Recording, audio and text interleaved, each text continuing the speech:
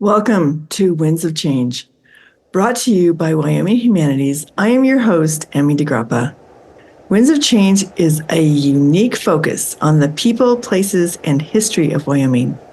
If you like this show, please share with your friends, family, and all the people who love Wyoming.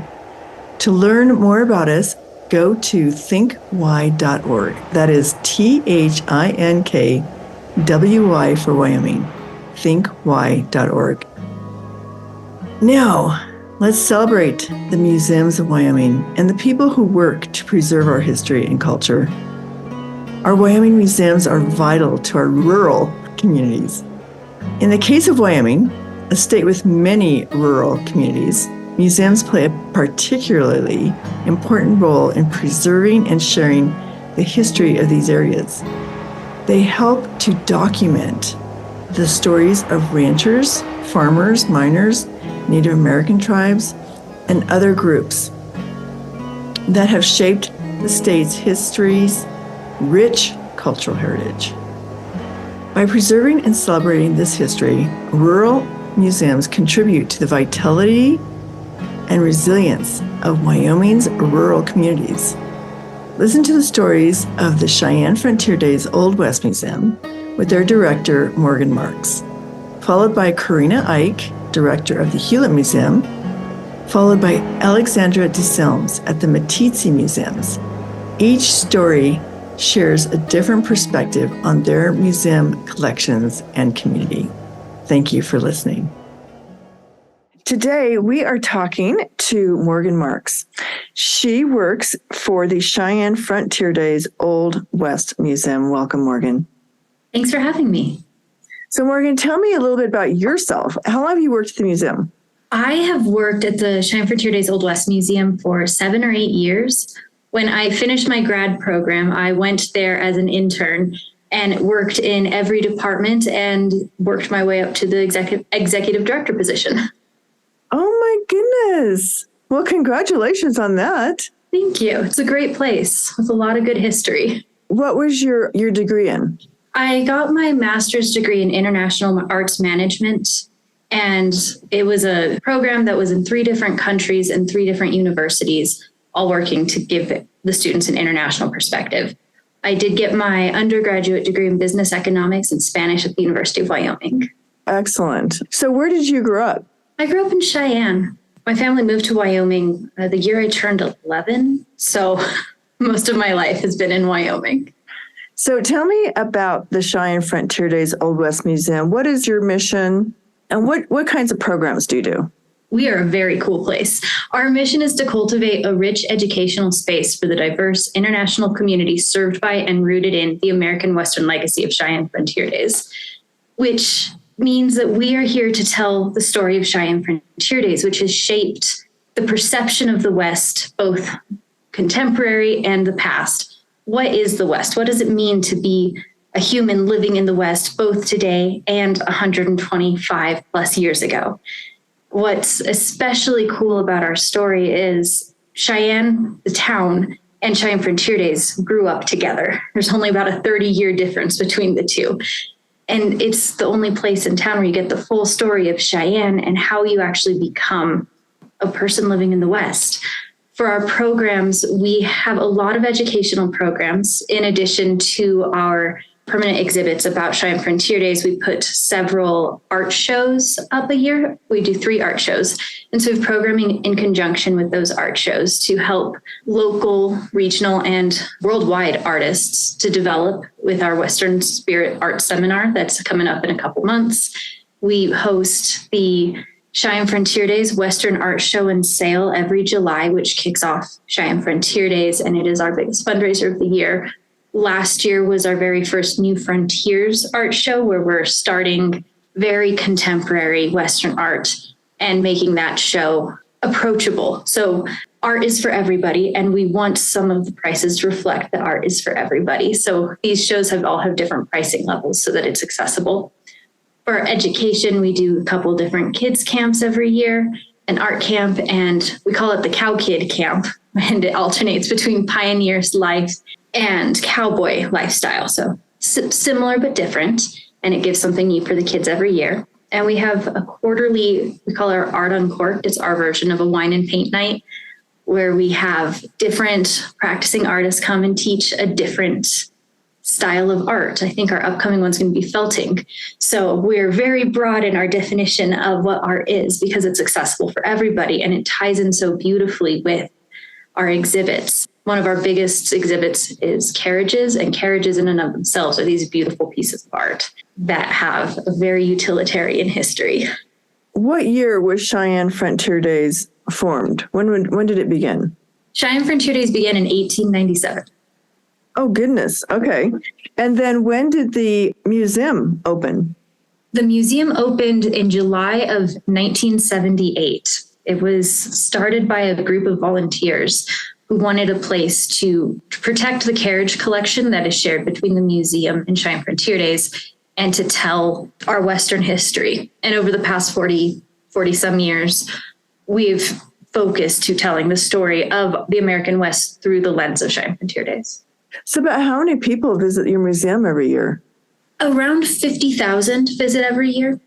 Wow, that is great. What was the last program that you received a grant for from the Wyoming Humanities?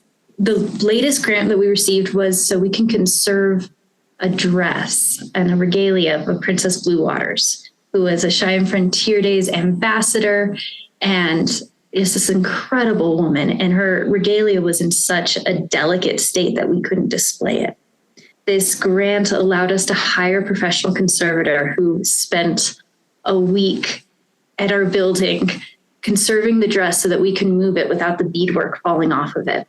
And she also, I think the regalia has 7 or 9 pieces. So she worked on all of these pieces. And the final part of this grant was to allow us to get a case so we can actually present this. The case has finally shipped, so it will be here in a couple of weeks. For the first time in 20 years, we'll be able to display this regalia. And tell me the name. It's for Princess Blue Water. Princess Blue Water. Okay, and tell me a little bit about her. So Princess Blue Water was one of the ambassadors of Cheyenne Frontier Days. Native Americans have been involved with Cheyenne Frontier Days since the second year, since 1898. And there's been, in the past 50 some years, there's been three major groups that we've worked with, and Princess Blue Water was the first of those. And she helped educate and explain the relationship between Cheyenne Frontier Days and Native Americans. And she was one of the most beloved ambassadors for Cheyenne Frontier Days in the community. What was her Native American background? Do you know? I don't know, actually. I wish I did, but she is this ubiquitous presence. Everybody who's associated with Cheyenne Frontier Days and the Indian village know of her, and she has impacted how Cheyenne Frontier Days, how they present the Indian village, and her influence is something that still continues today with the regular dancing and the education about what the dances represent.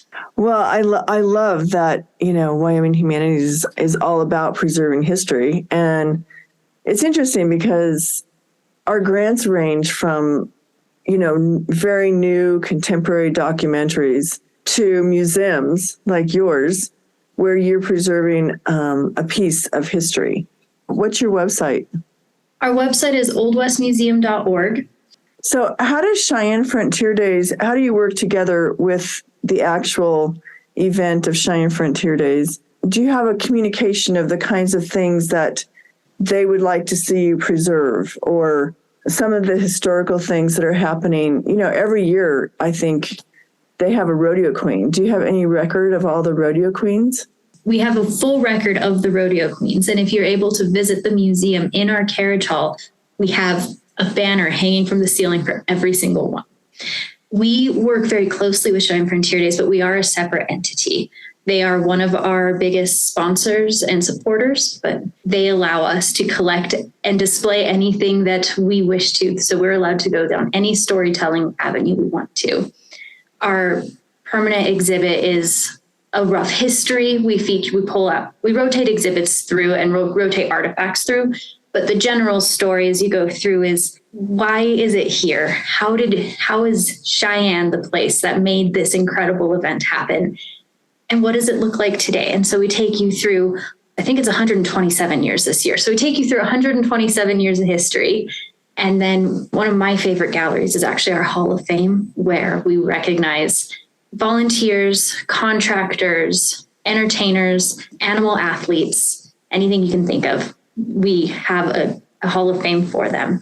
And every year we bring in a few new inductees to celebrate the heart of Cheyenne Frontier Days. Oh, I love that. Well, I think everyone should go visit there. And I am really curious now that you brought that up. So why is Cheyenne Frontier Days in Cheyenne? If you were to talk to my amazing curator, he has a couple different theories, but this one's my favorite. They were looking for ways of bringing tourists up to Wyoming on the Denver Post train. He wanted a way to get people here. And this gentleman named Frederick Angier was waiting for his train to arrive, and he saw some cowboys trying to wrestle a horse into a train car. He's like, this is it. This is perfect. They were able to find an amazing group of volunteers who put this event on in, I think they had 3 weeks warning. It might have been 4. So in less than a month from idea to conception, they put together the very first Cheyenne Frontier Day, which was September 23rd of 1897. And it was a day for a while, and then it just kept growing and growing. And every element of Frontier Days speaks to who Cheyenne is. So the parades are this gorgeous, spectacular piece that is out in the community with this wonderful carriage collection. And what's very special about this carriage collection is the vehicles represent this region. There is no other carriage collection in the world whose vehicles are all from a region. It is not the largest in the world, but it is the only one in the world. We can say they've all been used here. These are the vehicles that people of Cheyenne and this region had used coming out here, used as commercial and leisure vehicles. There's also, in Cheyenne, there's this huge spirit of volunteerism and community. It's super important here to be involved and to care about what's going on in your town. It's just a really special place. Yeah, I think so. And I think it's really cool, especially because Cheyenne Frontier Days is so well known, like you said, even internationally. But yet that kind of cracks me up because a lot of times people don't even know where Wyoming is. I get that. I hear that quite a bit. Yeah. Yeah, it's like, okay, but they know about Cheyenne Frontier Days, or they know about Jackson Hole or Yellowstone. But where's Wyoming? We're the place that has all of these cool things that you do know about. Right. That's right. Exactly. Yeah, that's kind of backwards. But anyway, well, it's been so fun talking to you. Thank you so much, Morgan. Thank you so much for the time. I appreciate it. My name is Karina Ike. I am the director of the Hewlett Museum in Hewlett, Wyoming. Welcome, Karina. I'm so happy to talk to you today and super excited because I really want to highlight museums around Wyoming, and you've been chosen to be one of those highlighted stories. So I want you to tell me the mission of the museum and the kinds of programs that you do.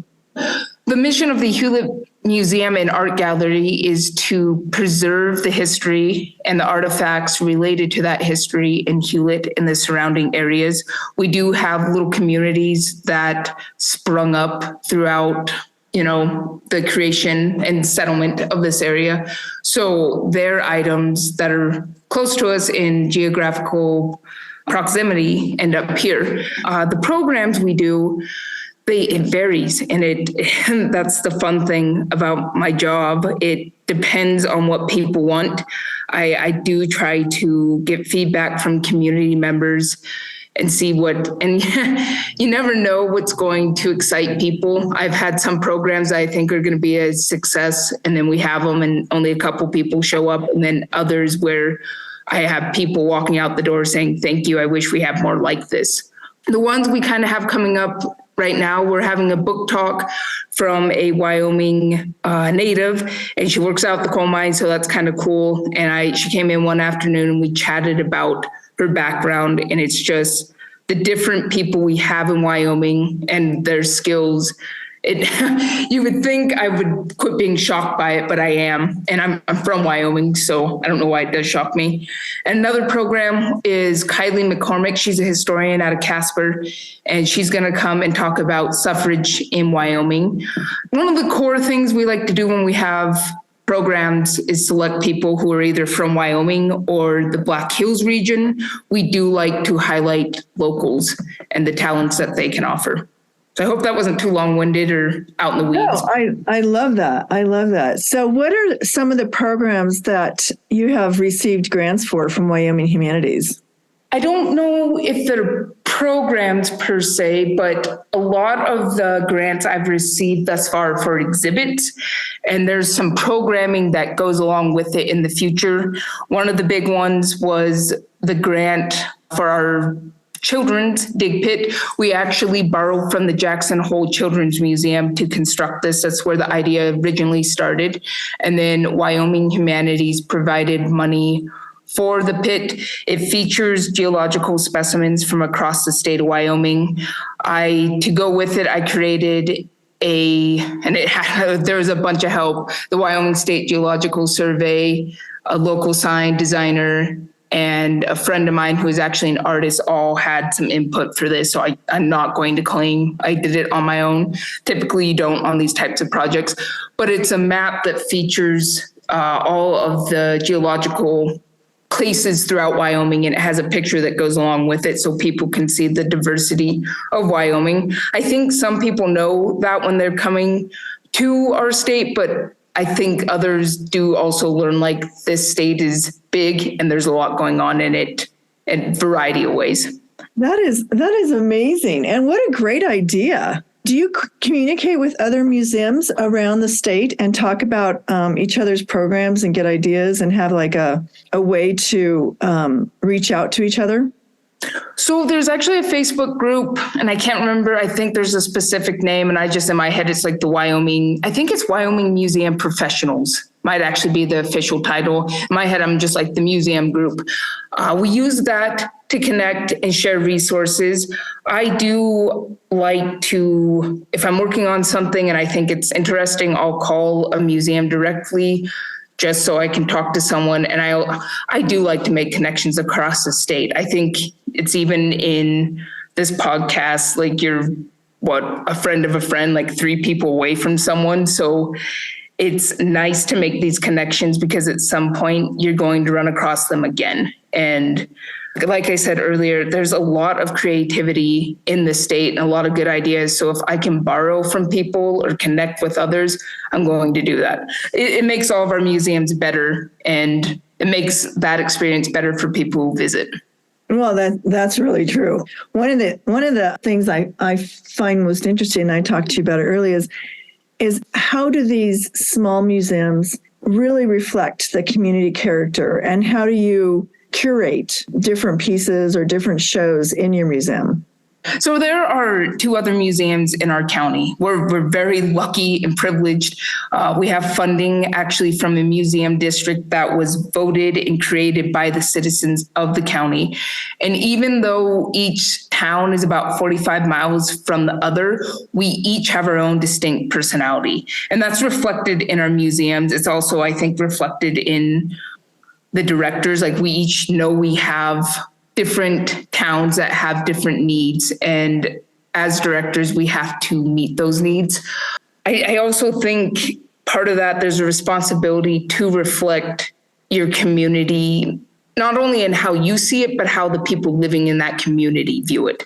So I grew up in Hewlett. I'm a local, but my understanding of the history is totally different from someone who grew up here 50 years ago and is still around. And I try to incorporate those different views.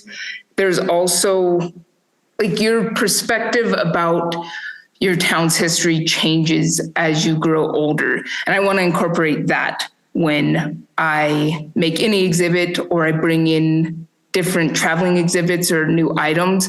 It's not just how I view it. Just because I'm the person running the museum doesn't mean it's just my museum. It belongs to the town and the county as a whole. And I think I've been thinking about that a lot actually, even since you asked me the question, like what role do we serve? I'm the steward of the history, but this history belongs to everyone. That's a good way to put it. I love that. That you're the steward of the history, but the history belongs to everyone. I'm going to quote that. That is a really cool thing to say, because I think sometimes we forget that the museums all over, museums and history belong to people. And a lot of people donate. They donate their, artwork, their artifacts. They donate to their museums, whatever that is. What are some of your favorite exhibits that you have in your museum? I like that children's dig pit, not just because I made it, but we didn't really have an interactive exhibit, and then we didn't have an exhibit that was welcoming to children. I think there's this idea that museums are places where you're supposed to be quiet and it's just adults. And this dig pit allows not only children, but anyone who's interested in learning about the geology of Wyoming to play and have a good time in a museum. One of the best pieces in our museum is an old blue stove, and it belonged to a local family. And the guy who donated it was a big proponent of this museum, donated a lot of great items.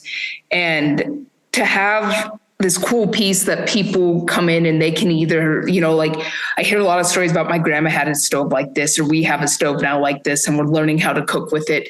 It's really cool. You get to see that connection with history through other people. And just because, it's a local item, I can feel the history and connection to it, but to have others relate to it's something special.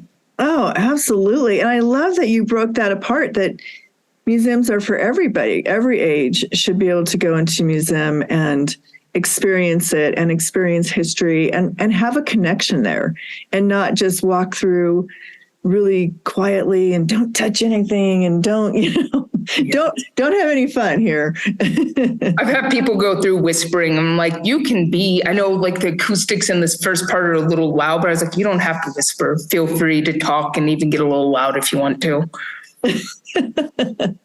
So I love this dig pit because I want you to send me some pictures of it, because that'll be really fun to add to your podcast, especially when we do some social media.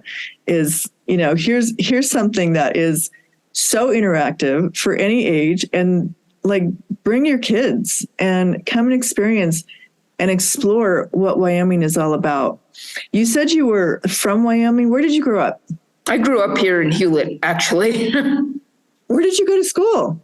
I went to the University of Wyoming. Well, we have a K through 12. I get that question all the time, like, where'd you go to school? And I say it's small, but I graduated with a class of 8. And I think in total there's like 100 kids. So it's not large by any means. I also get the shock when, you went to school, like higher education. I did. I got my bachelor's and master's from the University of Wyoming. So. And do they have a museum program there? Was that your focus, or what was your focus at UW? I got my bachelor's in anthropology, and they had, I don't think it was a minor, it was like cultural resource management. And I thought when I was getting this degree, I was going to actually go out in the field and dig and do that type of stuff. Realized it wasn't for me. I kind of dinked around me for a year of thinking like, what am I going to do? And I knew I needed a master's to do anything in like a field related to what I'd gone into. So I enrolled in the history program, got into it. And they used to have a public history program, and I think they're working on bringing it back. When I went, did not exist. It was more of a theory heavy course. And this is not to trash on the program. It's just when I got into this line of work, everything I learned in the classroom was not applicable. It was more hands-on. You just learned as you went, and it's still happening, which is fantastic. I get to learn new things every day, but yeah.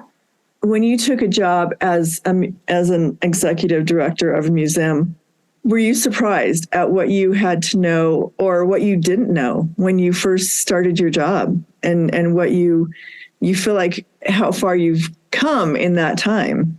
So, yeah, oh, for sure. Believe it or not, I don't think I know everything. I know people my age and younger get the, oh, you're young and 10 foot tall and bulletproof. I do lean towards that a little bit, but I don't know everything, and I'll admit that freely.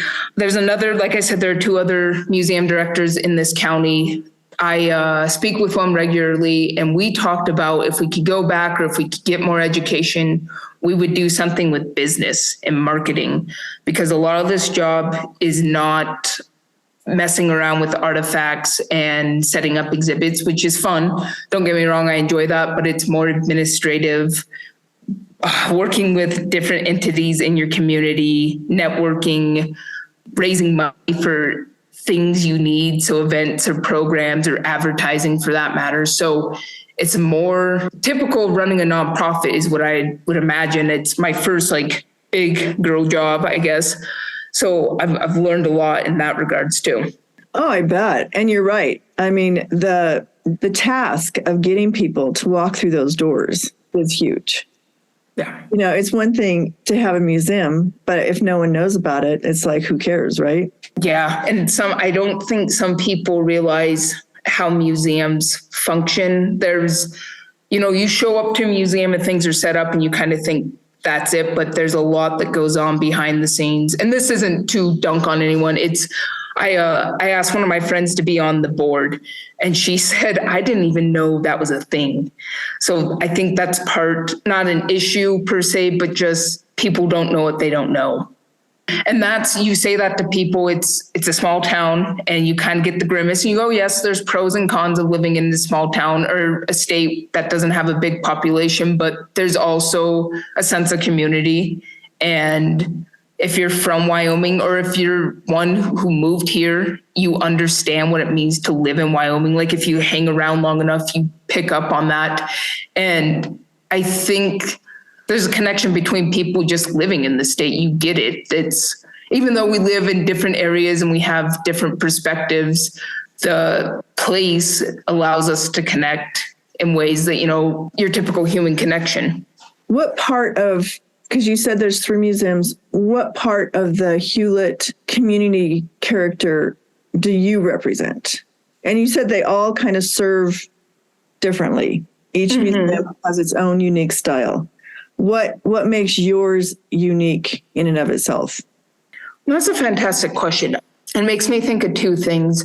The first is, so the history is a little different. Moorcroft is the other town, and the museum is the West Texas Trail Museum, and it's right there in the name. They were built around the trailing of cattle from Texas up to this part of the country. I don't really know what their history is. It's not like they were a mining community. They're our county seat, so that's kind of like the focus is there, and they've had a bigger population. I think our Hewlett's unique because of our history. So it's a logging and a ranching community. And that's actually an exhibit I'm trying to beef up, is the logging one, because it has played an important role in our community and just like everyday life, actually. The second thing is our location. So we're right there on the cusp of the Black Hills, where Devil's Tower is 9 miles west of us. So that brings in a lot of people. The role that we serve in the community, and I think that's also being close to Devil's Tower, that plays a role too. Like we're a gateway to that attraction. Of course, you have to go to like South Dakota and Mount Rushmore and all those little areas. But once you get to Wyoming, you have to go through our little town. And for the locals, I think it's having pride in our history. I think the other museums maybe struggle with this a little bit too. And I don't know if it's a struggle actually, but I've talked to a lot of older locals who don't think their history is anything important. And, I have nothing to say. And they tell these stories, and it's typically, it wasn't all hardship, but a lot of it, people lived rough lives. And they don't think their history is important. And I think that's the role of our museum specifically, and probably across Wyoming, that highlighting these histories and letting both locals and people come through know that they are important. Just because you aren't the president of the United States or not someone important in the state doesn't mean your history isn't important. It built this state, it built this community, and it's a legacy for the rest of the people who come after us. That is so great. So there were two things you said. One was logging, and is it ranching? Yes. Okay, so it's logging and ranching are like the two main industries around Hewlett. There's a couple things that have really kickstarted this and been, when I first interviewed for the job, I said I'd work on this exhibit, and that was 2 years ago. And I'm still working on it, cataloging, accessioning, whatever you want to say, some newspapers last year. And I came across this, they used to have, it was Loggers versus Ranchers Days. And I think it was a weekend event in the spring. And that's exactly what it was. It was, they would do different competitions that, like splitting wood, which probably more of a logging thing. And then I think maybe roping. And they'd have these competitions between the two groups, which is funny to me because a lot of these people do both. They knew how to log, and they probably did a little cowboying when they were growing up. So it's just interesting that the two identities could be separated. And anyways, when I started working on it more hardcore this year, I asked one of the people who was going to be giving me information. I said, can you give me a shortened version? I know we could do a whole museum on the logging industry in this area, but we have this set amount of space and we have to make it work. As much as I'd like to dig in, and I'm sure as the exhibit goes on, there will be more components, but there's a lot of history in this area. And it's not just in Hewlett, it's related to other communities across the region, which is cool. And it shows that county lines and state lines don't mean anything. Oh, I like that. Wow. That is a cool way to think about it. Thank you for your time so much, Karina. It's been so great talking to you.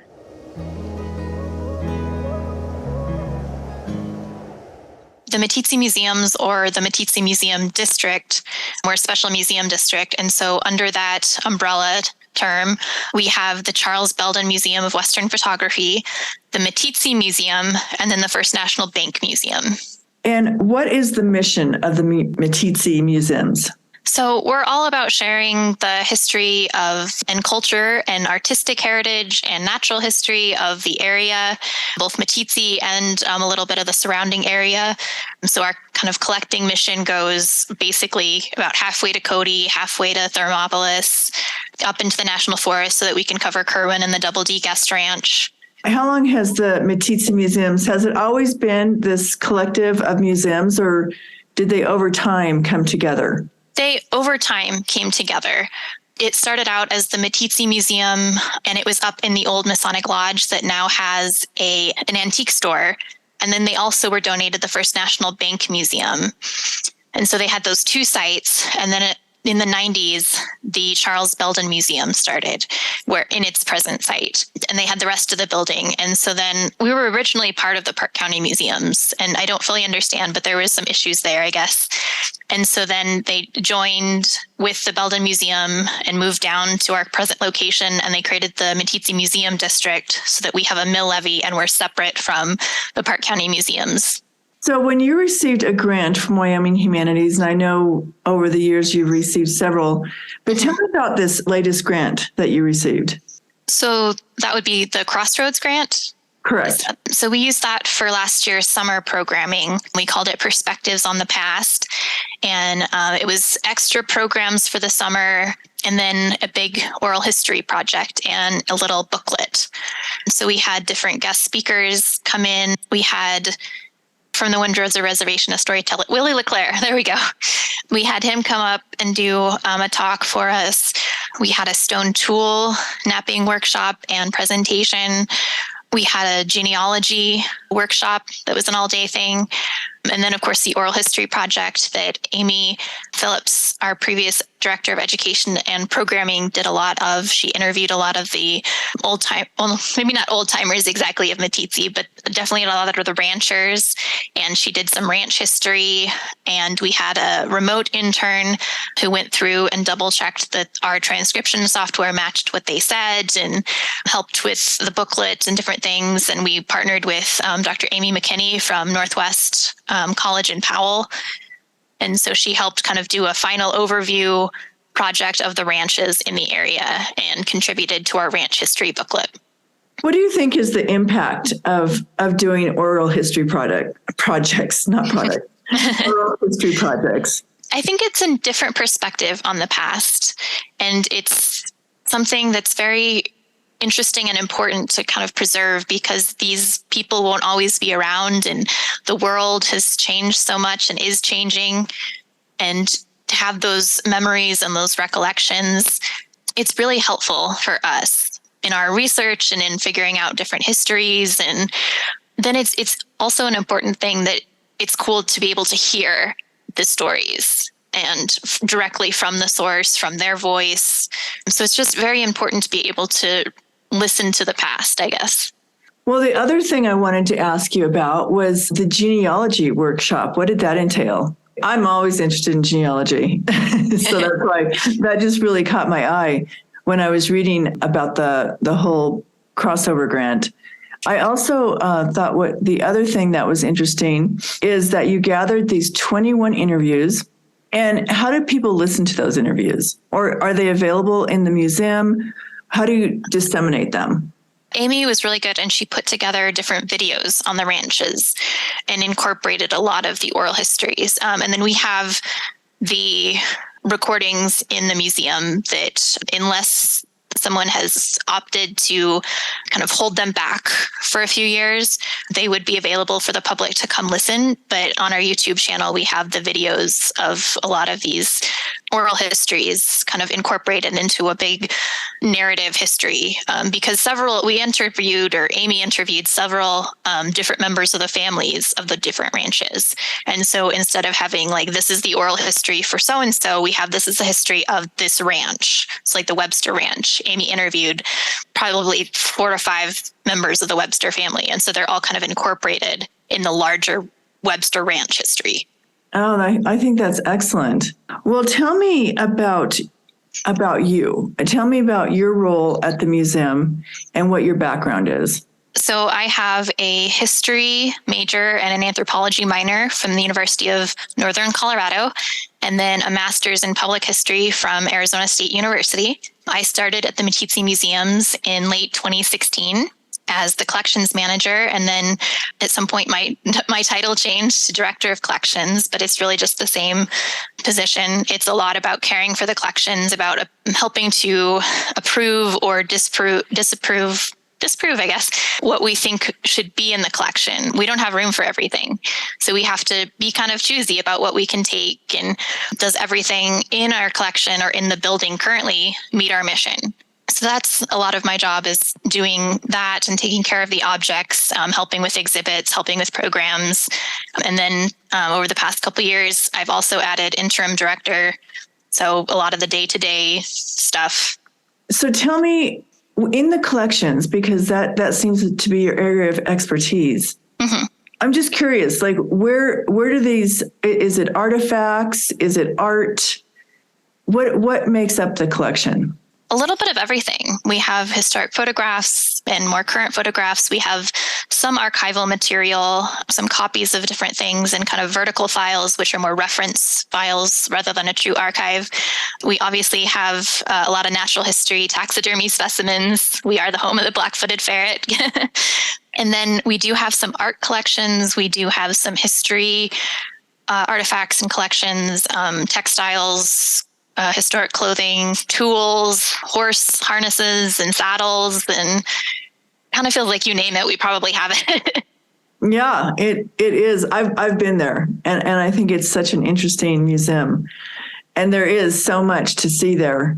I'm just always thinking, what things make the cutoff? When people bring things to you, of course, they want them to be preserved in time. Mm-hmm.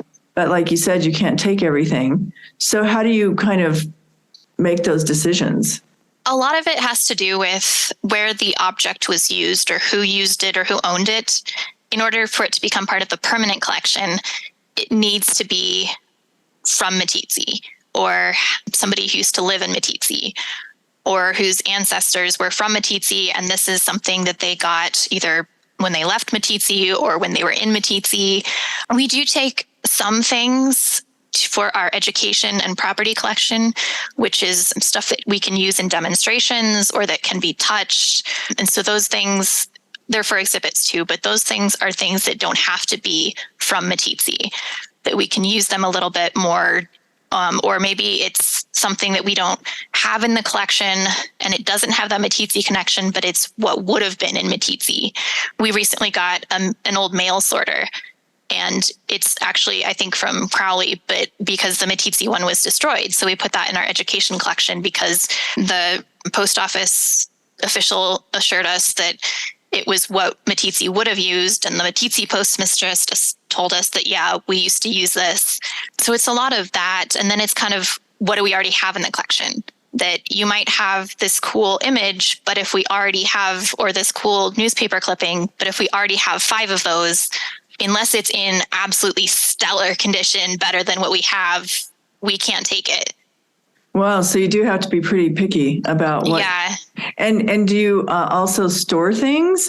How do you preserve things? Like, it depends on the artifact. Okay. There are different conditions, or different ideal conditions for different artifacts. But of course, as a small museum, we don't always have that. So we just do the best we can. We try to keep kind of stable temperature, stable relative humidity.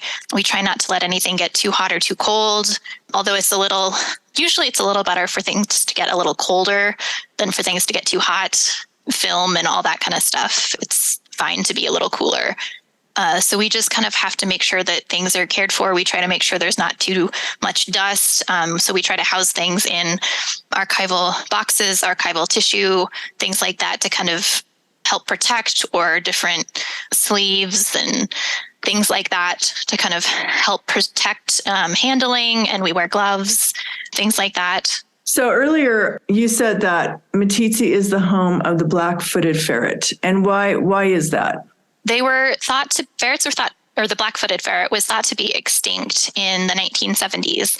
And then one was rediscovered on a ranch outside Meeteetse in 1981 on the hog ranch, actually.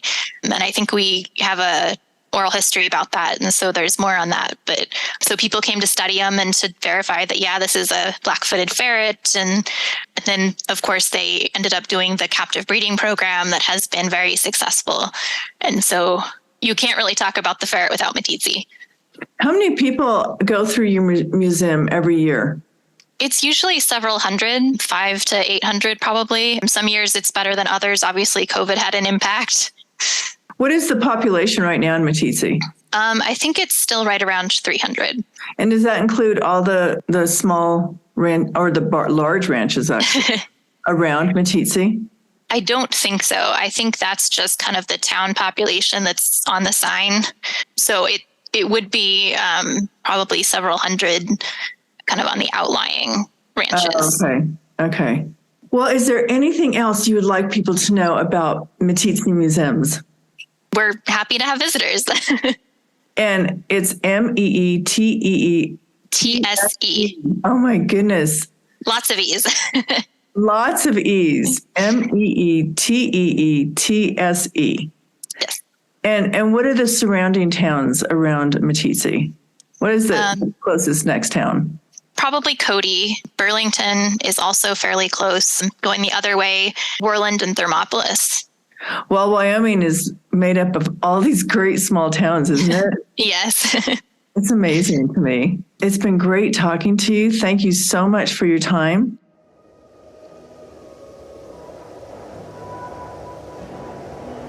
Thank you for listening. I'm executive producer Emmy DeGrappa. Winds of Change is brought to you by Wyoming Humanities, our co-hosts, and all the people who generously share their stories and their time. For more information, go to thinkwy.org. Subscribe and never miss a show.